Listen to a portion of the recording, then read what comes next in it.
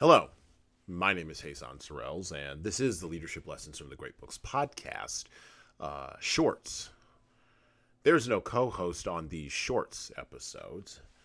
These are now around 6 to 8 minute long observations, ideas, thoughts, or rants about the literature, philosophy, psychology, and even the theology of leadership. Because listening to me talk about leadership for now 6 to 8 minutes is still better than reading and trying to understand yet another business book. Especially that business book you brought to the beach that's now buried in the sand, and it's like 115 degrees out here. Oof, that's a hot read. For much of the 20th century, when people talked with each other across the fences in the backyard, they knew, with some certainty, though not with ontological certainty, which of their neighbors were angry and which were pleasant. The bowling league, the local bar, the country club, even the grocery store served as locations that allowed people, individuals all, to bump into each other in ways both random and purposeful. These places of serendipity and connection allowed individuals to take each other's temperature about the news of the day, community events, and of course, social gossip designed to socially norm people and keep them in line.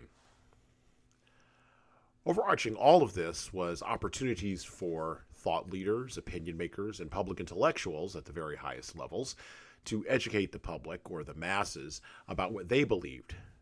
And because first the church, and then the government, and then the corporations acted as gatekeepers, democratic action based in opinion and passion, well, that was tamped down successfully enough under the stiflingness of normalcy. If you were an individual looking to step out from the shadow of conformity and comfort of the crowd, there were very few venues that existed in the past for you to walk out those minority viewpoints, and the gatekeepers of the majority existed primarily to ensure that the minority was rarely heard from.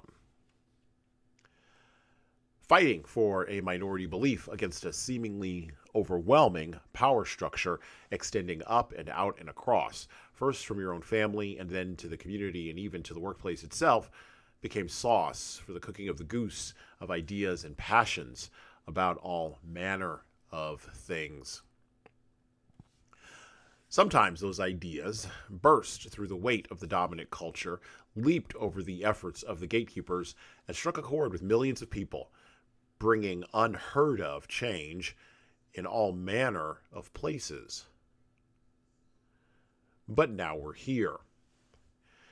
In the fourth great human revolution, the one being driven right now by a pervasive global communication channel known as the internet, the gatekeepers have little power to police minority voices and viewpoints.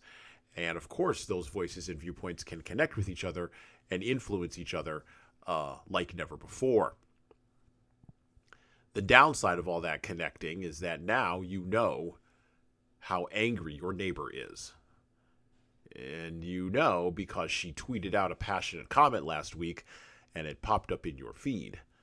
Or because she morally grandstanded against something you shared in your feed from some writer you've barely heard of, but you thought the writing was witty.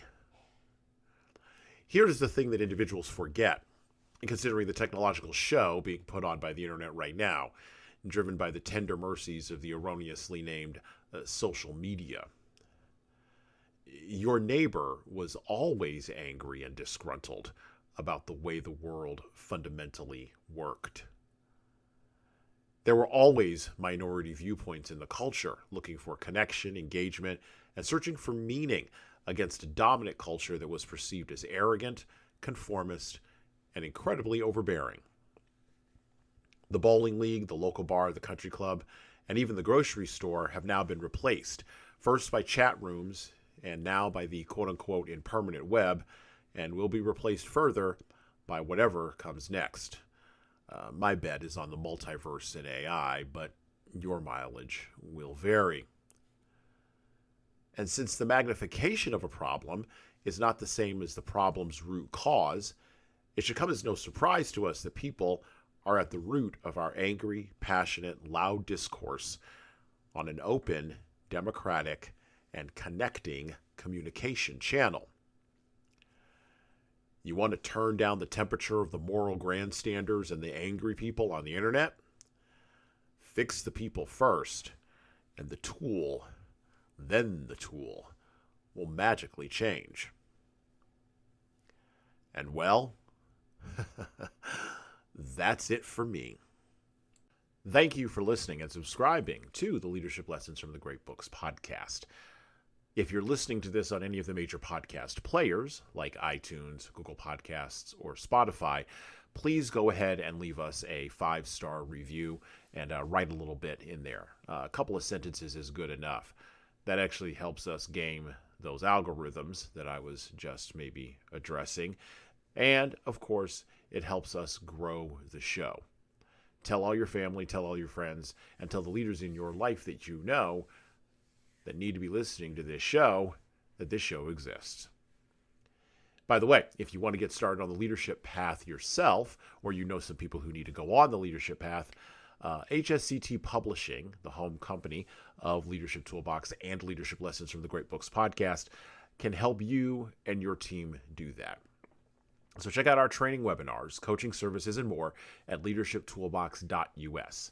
We are remote, we're live, we're in person, we're on video, and we've got leadership development solutions for your civic group, nonprofit staff, public sector staff, or even your private sector leaders. And of course, you're going to want to check out our video-based subscription service at leadingkeys.com. That's leadingkeys.com for leadership development on demand. You don't like videos, you don't like training, but you really like the podcast? Well, I would also recommend reading a book. Matter of fact, I'd recommend reading my most recent book, 12 Rules for Leaders, The Foundation of Intentional Leadership. You can get that in paperback, hardcover, or as an ebook on Amazon, Barnes & Noble, Kobo, Ingram Spark, and any other place that you order books online. Finally, of course, we're on YouTube just like everybody else is.